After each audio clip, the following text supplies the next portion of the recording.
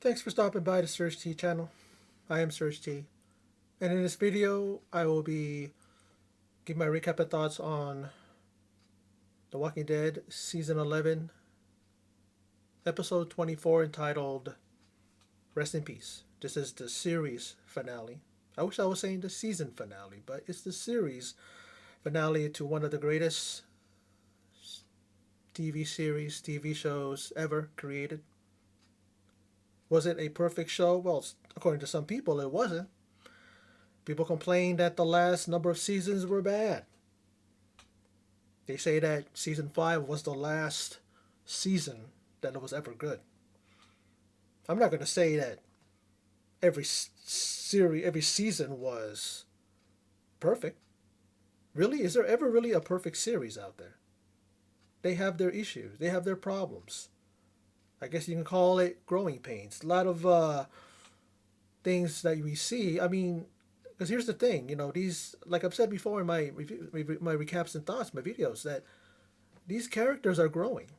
They're growing older. They're growing up. They're changing. So of course the situation is going to change. The episodes, the stories, all that stuff is going to change. There's one point where it jumps 6 years into the future, right? We even have a 1 year jump in this episode. And we see some changes. There's unfortunate things that happen. We see the death of Luke and Jules. Jules was pulled into the horde, and she met her maker that way. Luke got out of there trying to save her, but he got bit. He couldn't survive the amputation of his leg. I don't know if it's because the infection was too bad or he bled out. And the actresses who played Connie and Kelly, Yumiko and Magna, I was watching that episode, that scene, and I thought, were these ladies crying for real? And you find out that they were. It was a very emotional. According to Talking Dead, when they were on there, it was like Greg and Cotero said that it took 17 hours to film that scene. And while they were crying, God bless his heart, the actor that played Luke was making them laugh because he's a funny guy. They're talking about how much of a joker that he is and a comedian. I guess he was just trying to lighten the mood. So I wondered why. That's the reason why it took 17 hours, because they kept busting up laughing. I don't know, But that was a tough scene to see. Tough, because he was a likable character. It was great seeing him come back when Aaron and company stumbled onto him and Jules. It was great to see. These guys go all the way back to Oceanside. So it's just like one of those things where it's great to see that they had that bond. The actors, not just their characters, but the actors as well. We see that genuineness between them. You know. Now, Judith, we were wondering, is Judith going to be okay? Is she going to make it? She's hanging on. When they get there, apparently the governor took all the hospital supplies and all the nurses and doctors are gone. I guess they're over there, holed up in the estates where she's at. You know, so they're able to just get her in one of the wards there, one of the rooms, and Daryl, who's an old, apparently he is a old type blood. Oh, he's an old blood type because they can give blood to anybody. Like he said to Carol, and are you sure? Carol's like, are you sure you can? He's like, no, I can do it. I can give blood to anybody. So he's a old type. He's an old blood type. I'm a B plus myself. My brother is. I remember, if I remember correctly, he told me that he's an O type. You can give blood to anybody, but they can't get blood from anybody. You have to get it from an O type. Positive. Whatever I'm saying. Let's move on. But she's moving on, holding on, and then she's able to they're able to finally get her to Tommy, and Tommy is able to, to patch her up. What do you say? To do what he needs to do in order to get her better. She doesn't feel good. You know, that's what she says to Daryl when he asks her how you feeling. She at first she's disoriented. She doesn't even know why she's there or how she got there or what happened. Uh, but good for her that she made it through, living to fight another day. And how about Rosita? Rosita's a badass. Well, we know that. It's not like it's news, you know. The scene where they got caught between hordes of walkers on both either side. They find they need an escape route. They're going. We got to get out of here. We got to find a way to get out of here. They find a pole, something that's going up the side of the building. They decide to climb up it. Eugene and Rosita, well, Eugene and Gabriel are climbing up there. Before that, he's like, she's telling him, go ahead, I'm right behind you. So they both go up there. They're able to get inside an open window, and Rosita climbs up. She doesn't make it even halfway, and she ends up falling into the horde. Now you think that's it. Her and Coco. Rosita, okay, but Coco? Oh no. I'm like, that's going to be brutal. But then, just like something out of a superhero movie, she just stands up and then she's able to just knock a bunch of walkers off of her. Like she's get out of here. Just she's and then she has something in her hand. I thought it was Negan's Lucille. I thought it was a bat wrapped with barbed wire or something. She had some kind of weapon in her hand, and she starts just whacking, doing a whack a mole on all the walkers there and taking them out, allowing herself to have some space to get on top of a vehicle there, and she jumps and into the waiting hands, outstretched hands of Gabriel and Eugene. So they're able to get out of there. They're able to avoid that. Talk about tension. Talk about a lot of stress on my part, because I'm like going, man, are these guys going to? Yeah, enough of this already. I'm going. Oh my god. I keep getting this totally just nervous for them and scared for them, thinking that, oh, are these guys going to die?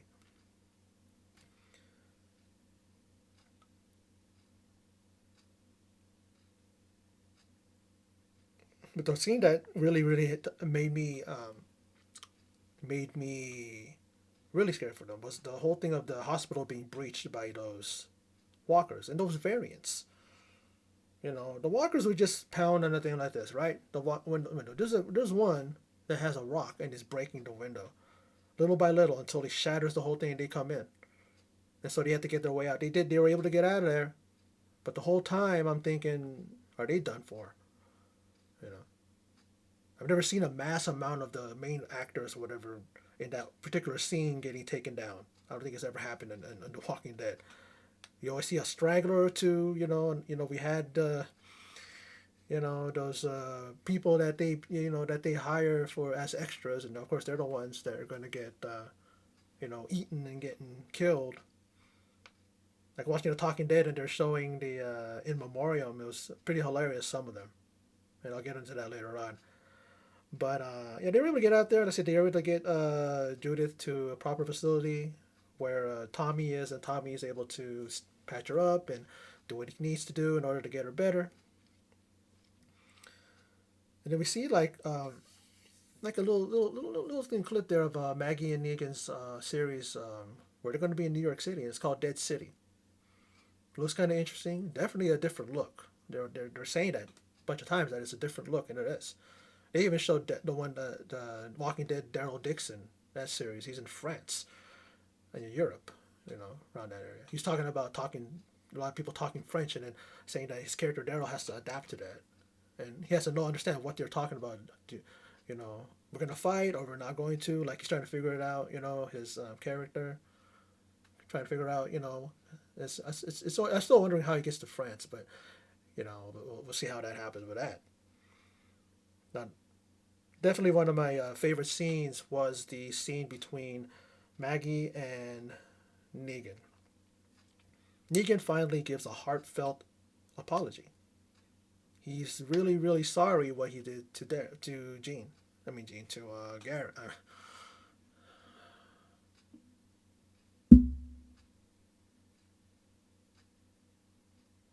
My Glenn. My God, I got my landlord's name in my mind, and one of my former neighbors' names instead of Glenn. And they're talking, and you think that Maggie is going to finally forgive him. Now, she let him know that when she thinks of Milan, he's a beautiful person, made her feel a way that no one's ever made her feel before. Completely and totally loves him. And of course, together they gave birth to their son Herschel. And she says that she still hears him calling out to her. She remembers him saying her name as there was blood coming down after he was being bludgeoned. And she said to pretty much told Negan that you were just sitting there mocking him. There's no way that they can get past that moment. Is she ever going to feel like she can just stop seeing, Glenn that way?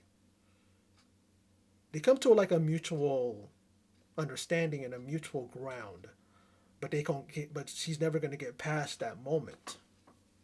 She's never going to forgive him, but she understands. She even said that he's changed. She sees it. She knows that he's trying. And when she walks away from him, you see the heartbreak. You see that he is very emotional, near tears or crying. And we all know, like what happened with his character arc, that story arc that they showed when his wife was dying of cancer, and he was trying to go and get, you know, medicine and all this stuff, and that one guy that was harassing him, and a guy who really brought him to the point of, after his wife dies, he gets that bat, wraps a barbed wire around it, and then that one guy turned him into Negan, the bad Negan, the bat wielding, Lucille wielding Negan. So he wasn't always a bad guy. He was always a good guy. But circumstances turned him into the Negan that we saw when the Saviors debuted. When that whole story of the Saviors, that's the reason why he was like how he was. Turned him evil. Turned him the way he ended up.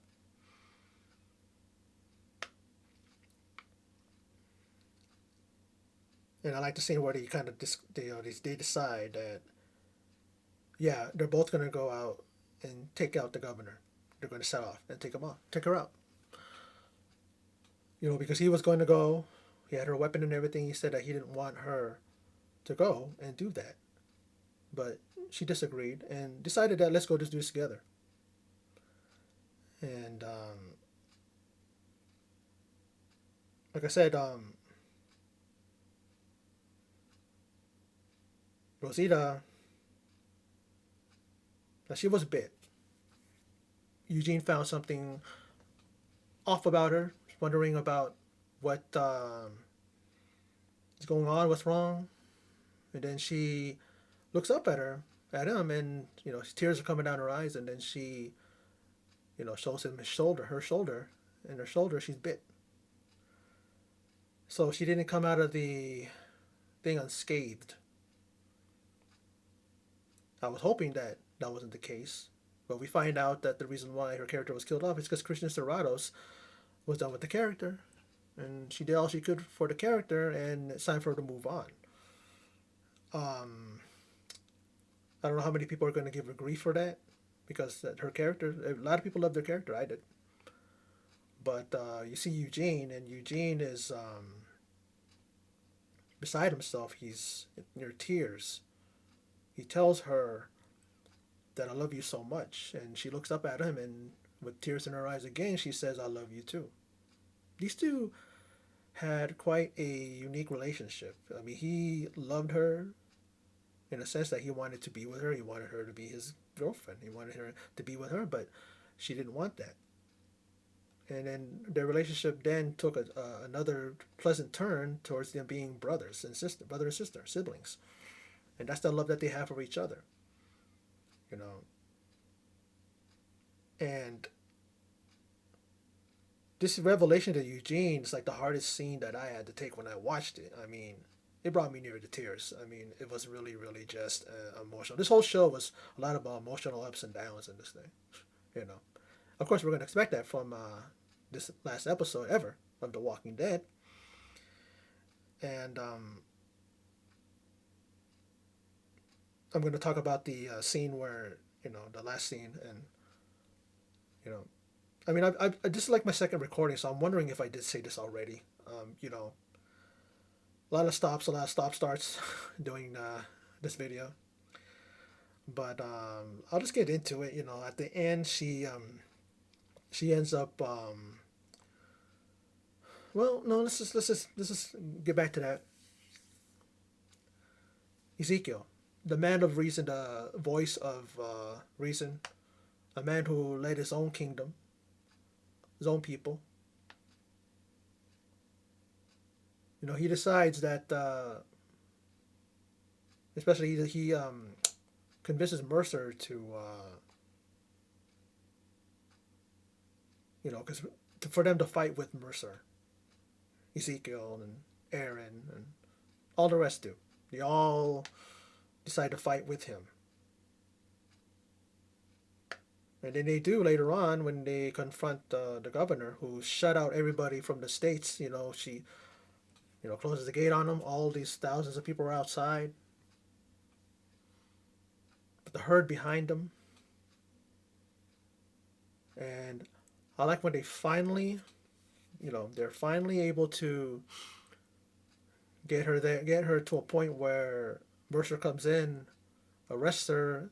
His charges for her are you are convicted. You are guilty of high crimes. You know, disappearing citizens from the Commonwealth. And when she's in her jail cell and Daryl and Carol are talking to her, she's acting like cocky. She still has that arrogant look in her face, and she says that she had to do what she had to do. It's like if you find somebody who's, pretty much what she says, like, it's a bad element or whatever like that, or like that, what would you do? You have to do what you have to do to, protect the Commonwealth, all that stuff, whatever. You know? And I gotta say that the actress that played her, like, did a very good job. I remember her from Planes, Trains, and Automobiles. She was the wife of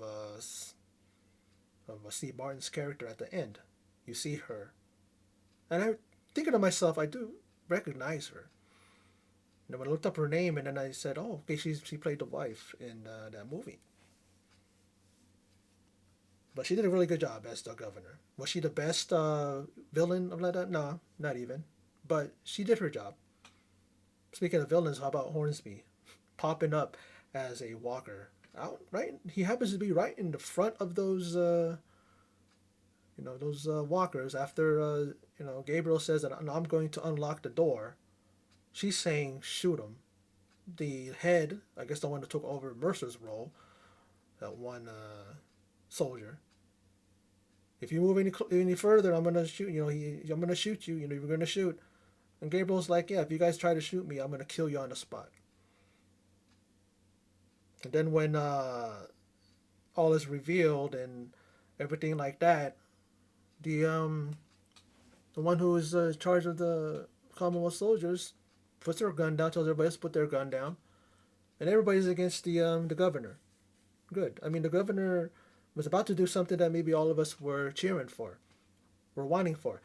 She looked like she was leaning into Lance, and probably have Hornsby Walker Lance, Walker Hornsby, give her a bite. But I believe it was either Maggie or Ezekiel, Maggie or Negan, or maybe even anybody there, just blows him away, shoots his, blasts his, obliterates his head, and that's that. So she ain't gonna go out the easy way. They're probably gonna put her in that prison. She's probably gonna be there forever until she rots away. You know, but she lives. She lives. They choose to let her live. They did that with Negan. Now maybe with this, maybe she's going to be a better person. I don't know. We're never going to find out because that's the end of the chapter when it comes to Walking Dead. They're moving on to Dead City. They're moving on to Daryl Dixon, the series. They're moving on uh, to Michonne and what do I call it, and Rick.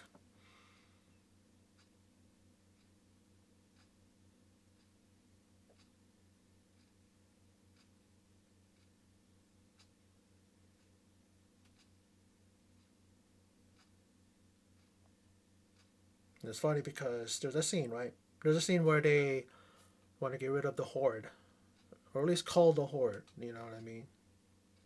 And what they do is they fix a bunch of drums. You know, those 10-gallon drum things, vats, all over the place. And then they're playing Cult of Personality, which is wrestling fans are familiar with CM Punk, and he's a big fan of Walking Dead as well. Wrestler CM Punk. That was his theme. That's his theme song, and they were playing it. And then once it ended, and then the record player was going to, I guess, play again or something like that, and it caused two charges to hit.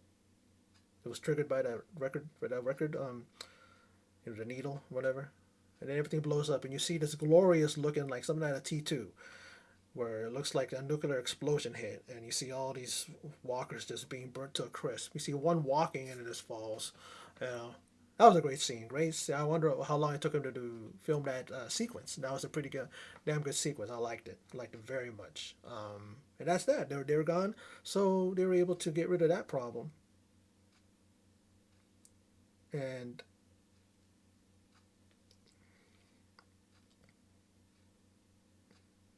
there's a scene now. Everything, all that's done, and everything like that, and then we see them all gathered around a table, you know, and it looked like they're celebrating Thanksgiving or something like that. Everybody's eating, everybody's looking good, dressed good, everything, and it was one of those scenes where it reminded me of that one scene where it was like a dream sequence or something. Remember? And we saw this is after shortly after, not that long after Glenn and Abraham and them died, where you see them around the table. It gave that vibe, and I'm going, is this a sign of like it's gonna get bad? You know, it didn't. Like I said before, I believe I said it. Like I said, this is my second recording, so I'm trying to remember if I did. But you know, that was when Rosita whispered into Gabriel's ear that that she was bit, and then the whole thing of Rosita, dying. We see Maggie give her a hug and a kiss, and we see Carol give her a hug, and then Gabriel comes in, and before he picks up Coco to take her away for the last time, he says that we'll see each other again. We'll meet each other again. Well, you know how much Gabriel loved her. Then Eugene comes in, and Eugene is very, very teary. He's crying because how much he loves her. That's his sister. Pretty much that's his sister. That's the love they have for each other. It's grown from I guess, puppy dog love from him for her, right? He wanted to be her boyfriend. He wanted her to be his girlfriend, and then they end up turning that around, and it ends up being a brother and sister love for each other and respect. And he tells her that if it wasn't for you, if I had met you, I wouldn't be the man I am today. And then when she's about to die, she tells him that she's glad that it was him, meaning the last person that she's going to see before she passes is Eugene. That's love. That goes to show how much, like I said, they truly do love each other. And for you to be the one that they want to see, someone that's dying wants to see last before they close their eyes for good, that's a beautiful thing. And I totally love that story between the two. This that was my favorite story arc in this episode. The one that had me tears and tears, like almost. Sometimes there was a couple tears that came out. I was trying to fight them back because but you couldn't. It was kind of hard. It was hard. There's a lot of moments there. A lot of moments in this show. And the fact that Judith had that look of concern, I thought something was happening to her, but it was just because she saw Gabriel and during the dinner, you know, and she was happy. And then when she saw that they were both sad or concerned, serious looks on her face, she her face just changes. But like I said, going back to that, Rosita closes her eyes, and she closes her eyes for the last time, and then we see a flash forward 1 year, and we see Eugene with his hand on he kisses his hand, he puts his hand on a name thing, a name plate that's on a wall of all the victims, and Rosita's name's there. He turns around and Maggie, and then he sees Max, and Max has a baby in her hand, and he goes calls the baby Rosie. So that means that he named his child after Rosita. And how about the fact that Max and he had a baby together? That's awesome. So that goes to show that the relationship has took it to the next step.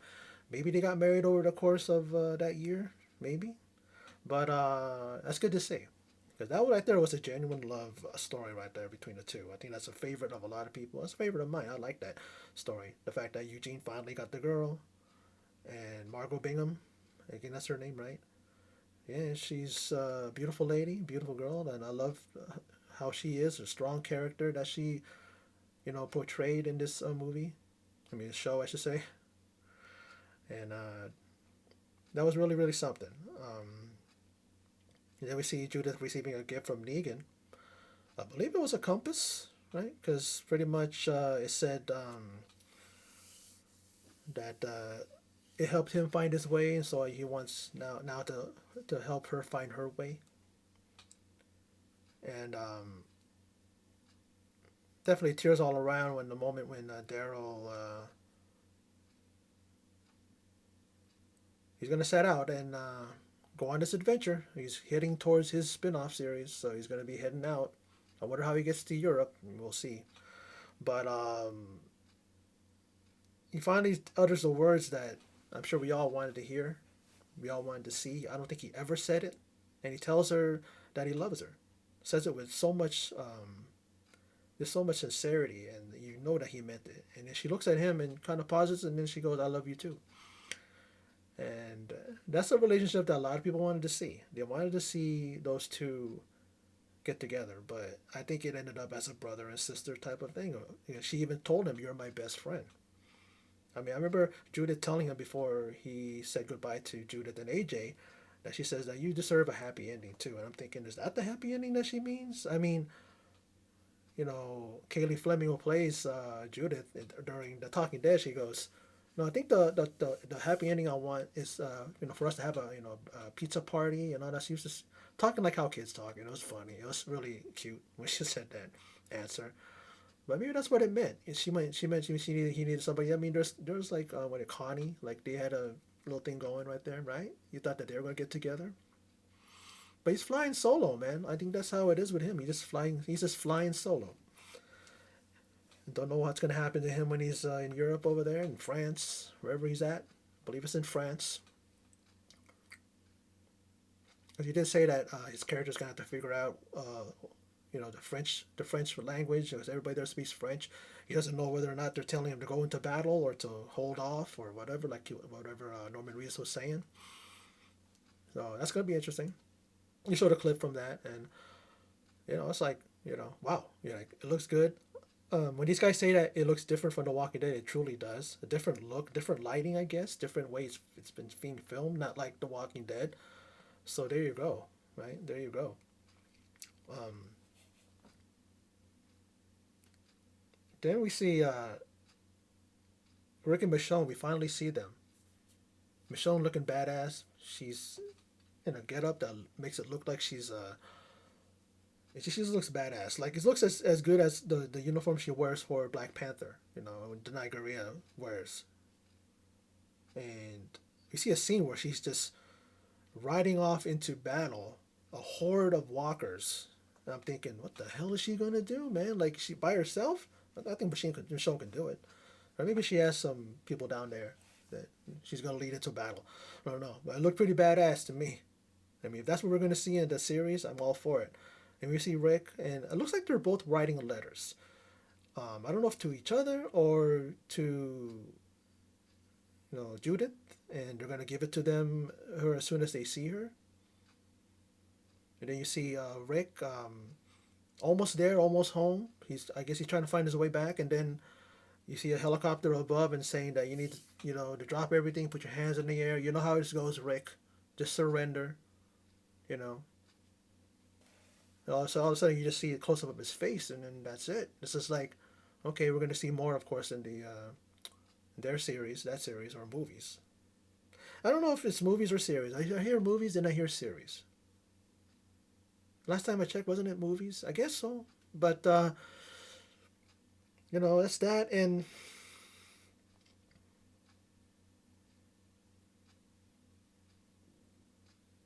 this series in the end, like the unlikely people of Gabriel and Eugene and Negan surviving the entire time that they were in there. You know, this is like 12 years, 11 seasons, and 177 episodes, and here we are, and they made it to the end. The unlikely, especially Gabriel and Eugene, they should have died after a few seasons, and a few seasons, maybe a few seasons, but a few episodes, really. I, that's what do you call it? That's what Gabriel said. The character actor that played Gabriel said that, said that. It's just something, man. That it goes to show you the character of some people, that they can rise above where they're at in order to be the what they end up to be. You know, he's a leader, Gabriel. He's a guy who was the go-to guy to be a sniper. They went to him.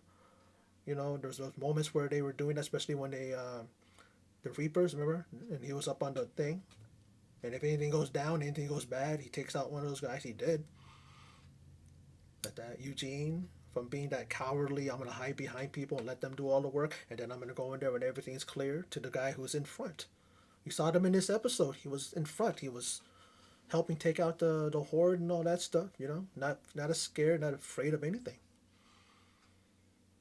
Uh, but then I like the Talking Dead. They do the in memoriam, and then the names of they sell first Jules, and we had Luke and Hero babysitter, and then messing with the wrong mama Walker, because a Walker comes in, and then of course Rosita comes in and kills it, and then I didn't get it because it would go by pretty quick, and I was trying to remember this one, but it's just I got dibs on Coco, that Walker, who was trying to reach through the crib to get at Coco, and then he gets taken out, of course, by Rosita and company. And then we had the Walker Hornsby, and then we had the Fuel Rush Walkers, the ones that got blown to bits, in that elaborate, explosion that took them out. Looked like a apocalypse there, taking them out like a nuclear apocalypse. The way it was filmed, it looked pretty good. I loved it. And of course Rosita, like rest in peace, Rosita Espinosa, one of the best characters in this show. Someone who went out a hero. I mean, yeah, she didn't get eaten to bits, but she was fine. She fought her way out. You know, fought her way out of that horde that she fell into. I thought she was done for. But I guess if you have a baby strapped to you, your character's safe for the moment. I don't know. I don't. Did they ever do that in Walking Dead? I don't think so. That a baby got eaten. Who knows? They did. You know. I was about to say there was a baby that was a walker, but I think that was in a scene I saw from I think from Fear the Walking Dead. I think one of those, because it was like a clip. I don't know if they ever had that in The Walking Dead. Walking Dead goes deep, 11 years, so 11 seasons. So I'm trying to remember. And like I said, I'm gonna run down like The Walking Dead, Dead City, The Walking Dead, Daryl Dixon, and then they have the Rick and Michonne movies. Those are you know the upcoming projects, the spin-offs. I just gotta say that before I wrap it up, the video is running pretty long. But I just want to say that to those who are behind The Walking Dead, the writers, the producers, directors, the actors, and the fans. I mean, Walking Dead, extremely to me, was the one of the best. It's the best. One of the best. I'm not gonna say one of the best. It's the best series ever. Yeah, I'm gonna go out there. I'm gonna say that. People are gonna disagree with me. I don't care, because that's my opinion. You got your opinion. If you have a problem with The Walking Dead, that's fine. If you left after season 5 or season 6, that's your prerogative. That's your choice. You don't have to stick with a series if you don't like it. But I stuck with the series since day one, and I enjoyed it all along the way. I'm the kind of odd bird that even likes season 8 of Game of Thrones. I know some people go, what? But yeah, I understand what the mistakes that were made, that it was rushed. They should have had 10 seasons. And I agree with people. But from what I saw, I enjoyed it. From what I saw. If I'm going to nitpick it, yeah, I'm probably not going to like season 8. But I did. This whole series is great. Definitely the best series that I've ever seen in my life. you know. And I enjoy a lot of shows, and I got a lot of shows that I could put in my top 5, top 10 of series of all time. They range from the 1960s up into modern day times. There's series that have, you know, that have come and gone. But I enjoyed this episode. I enjoyed season 11. I enjoyed the entire series. This is the series finale. We'll never see these characters in this setting ever again. It's gone. It's done. Now we're going to move on to the spin offs. We're going to move on and see the further adventures of Negan and Maggie and Daryl and Rick and Michonne. But we'll see how those are and if they're going to be any better than, you know, The Walking Dead. But I want to thank everybody behind The Walking Dead. You guys did an amazing job. The actors, like I said, the writers, the producers, you know, the story, you know, the series runners and all that, you know, Angela Kang and everybody, you know, Greg Nicotero, Scott Gimple, you know, amazing. One of the best directed series was by Aisha Tyler. Go figure, you know, and she's directed at least one episode from the World Beyond, from Fear the Walking Dead and The Walking Dead. She's the only person that's ever done that. Kudos to her. But yeah, this is gonna be my last video for The Walking Dead, and I'm gonna move on and do the other ones when those series spin-off series drops in next year. The Dead City is gonna drop next year in 23, that's for sure. We'll see what happens with Daryl, and we'll see what happens with you know, Maggie and Michonne. I mean, Maggie and Michonne. Oh, that would be a cool series, Maggie and Michonne, to have them together. But Rick and Michonne. But anyway, that's my video. So for those of you who stopped by and checked it out, I appreciate it. And in closing, as always, take it.